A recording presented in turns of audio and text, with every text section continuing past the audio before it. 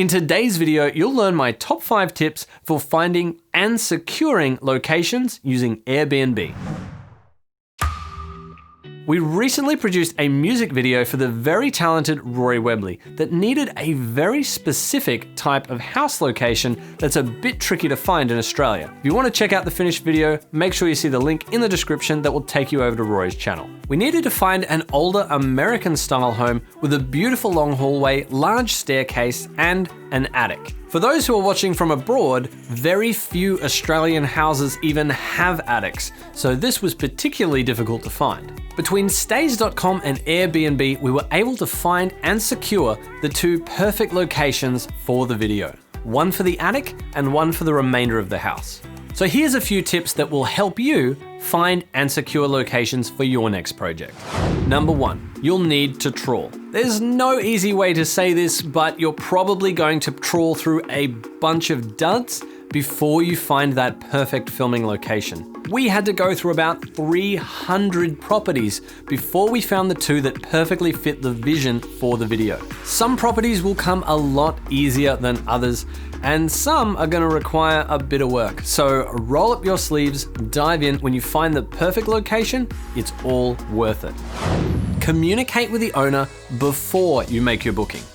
This is super important. You need to get in touch with the owner and let them know exactly what you'd like to do in their location. Then it's up to them to decide if they want to have a film crew on the location. And yes, this might mean you'll have to find somewhere else to shoot if they say no, but you have to respect their boundaries. Could you imagine anything more shocking and anything more violating than checking in a guest and then coming to drop some towels in 2 hours later and finding 15 cars and an entire film crew have turned the location upside down? Instead, if you be completely transparent, open, and honest, 9 times out of 10, they're going to be really excited about what you want to do, and they're actually going to want to help you. We've had owners that have gone so far above and beyond because they were excited about the vision and being a part of it. So remember, communicate with the owner at every stage of the process. Number 3, have insurance and a location agreement. If you're in production, you should already have public liability insurance in place if you're going out and conducting shoots. Most policies will already cover property damage, but it's always best to check first.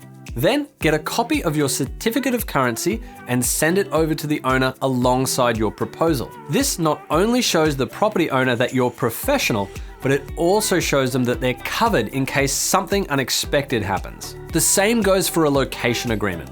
A good and fair agreement should cover the interests of both parties and give you the legal authority to conduct and complete your production. It will also provide a roadmap for both parties to follow in the instance that some sort of damage occurs. It's important to have both of these documents in place before you shoot, because not only will it protect you and the production, but it demonstrates to the owner that you have their best interests at heart as well. And this will help you build a good relationship, and at the end of the day, that's the thing that will get you invited back.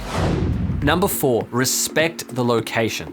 You'll hear me talk about respect a lot, but it's definitely the most important thing to take away from this video. It's often the little things that say the most. If you need to move something or you want to redress a room, ask first, take extra care, and then reset it when you're done. If you're moving equipment around through the space, make sure that you're careful not to bump any walls or leave any marks or scratches anywhere. Quick little bonus tip for you, if you're in a location that has hardwood floors, one of the best things that you can do for C-stands and light stands is to get some tennis balls, cut into one side so it looks like a Pac-Man, and just slot them onto the legs of your stand. Initially, we used to use things like towels and things like that, but this is way quicker. It protects the floors really well, and it's easy to move the stands around.